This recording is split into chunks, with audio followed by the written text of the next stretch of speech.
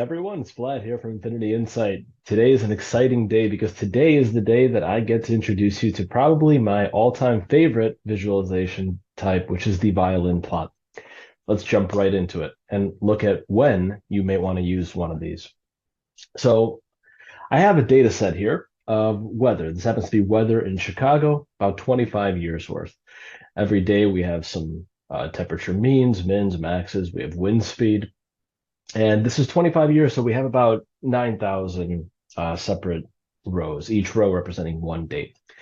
Now, if I wanted to visualize this as a distribution, I would kind of be hard pressed to do that. So let's take a look at what traditional data visualizations would offer us in terms of visualizing this. So of course, we have the ubiquitous bar chart. Bar chart, of course, is not going to be able to really tell me much in terms of a distribution. It's going to be able to tell me stuff like an average. So I can see that the average mean temperature in July is 76.8 degrees, but that isn't really that interesting. And it doesn't really tell me on any particular day what are the odds of me experiencing a given temperature. I can look at my trend chart, and the trend chart could basically show me over the years how has January changed, for instance. So if I filter on January, I can kind of see that here's how the average has moved over the years. But again, this is just a single aggregate measure. So this is an average of all the different individual data points. And then, of course, I have the histogram. So a histogram is probably going to be the closest that you can get with traditional visualizations. And a histogram is it's a great visualization. It's one of my favorite types of visualizations as well, but really it's not going to get the job done here either. If I have a single month selected, a histogram is okay. But what if I want to really compare multiple groupings to each other? So I can clear my selection and I could see, well, this is everything, right? This is the entire year. That's not super helpful. I can trellis it, and the trellis is okay. So a trellis, I could see like what is my spring like, summer, fall, and winter. But the trellis visualization kind of has its own shortcomings. You can see that a histogram really doesn't have this whole concept of a continuous range. Every bucket is kind of discrete. And so you just end up with way too many to be able to really see meaningful patterns. So this is where violin plots are going to be super, super cool. And let me flip over to our first violin plot overview.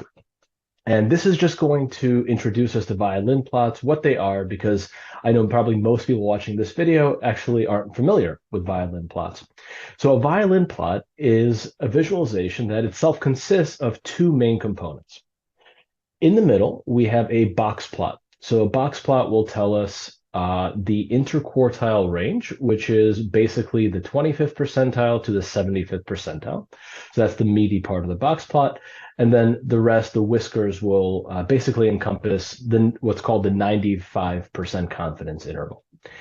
So everything except for like significant outliers, like we could see in the winter, that there was a few days where they are considered outliers, so they're outside of that box plot range. And the other thing that violin plots have, though, is a density plot that's overlaid on top of it. And this is really what makes them super powerful. Because sometimes just knowing what a median is by itself isn't really enough.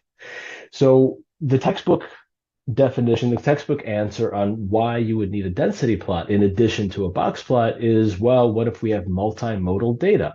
That's certainly valid. So a density plot will basically tell me the mode. If this line here is the median, these bulges in the density plot will tell me the mode, basically the temperatures that occur most often. So I could see in Chicago in 2021, in the spring, the temperature that occurred most often was 50 degrees.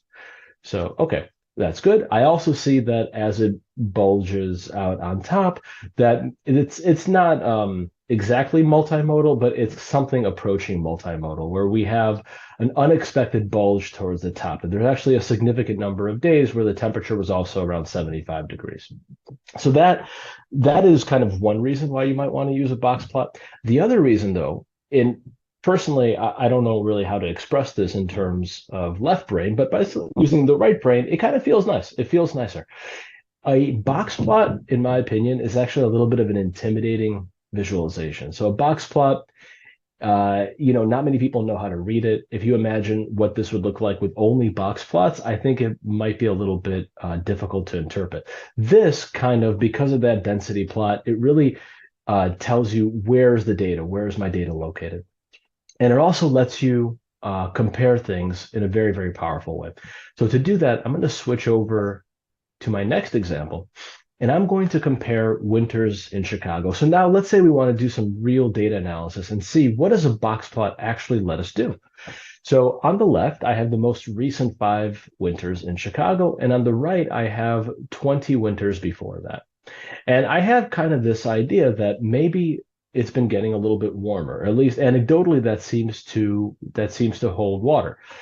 So if I look at January, and I'm going to zoom in, uh, with our visualization, with our extension, you do have all sorts of neat controls. One of them is a zoom control. And so I'm going to zoom from my 0 to 60 range just to keep an apples to apples comparison.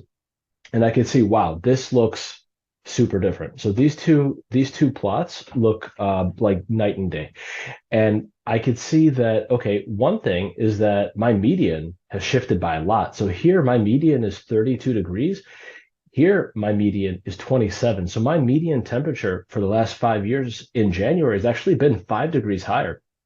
I could also see that the bottom of that interquartile range, that 25th percentile, it used to be 19 and now it's 24. And you can see that the box plot has become shorter. So you can see there are fewer temperatures towards the bottom there. You can kind of also see that visually with all these individual dots that have been mapped. Each dot represents a date. And you can see that, well, okay, there used to be kind of pretty much a perfect normal distribution along the range of January temperatures. And now it's not a normal distribution. It looks like we have quite a big skew towards the upper range. So, okay, that might bear out.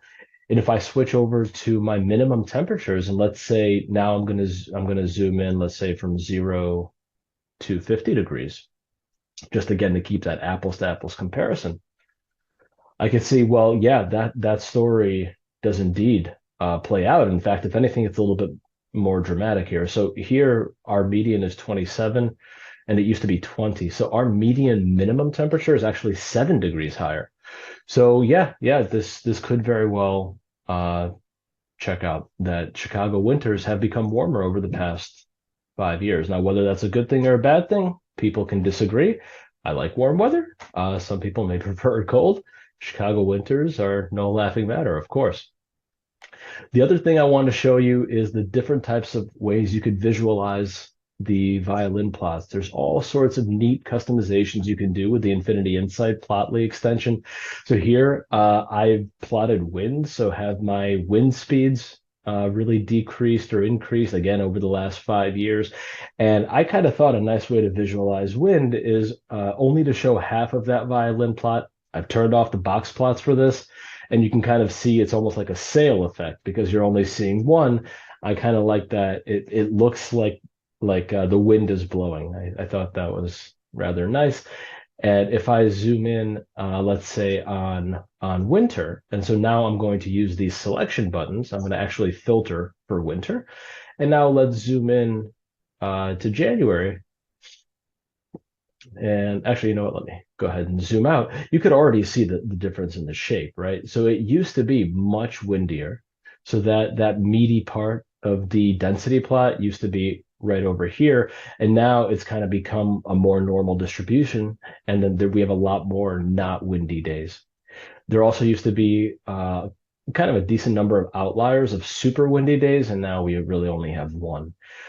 So that's about it. This is, again, probably my favorite type of visualization. I really hope people watching this are as excited as I am, although that may be a hard bar to reach.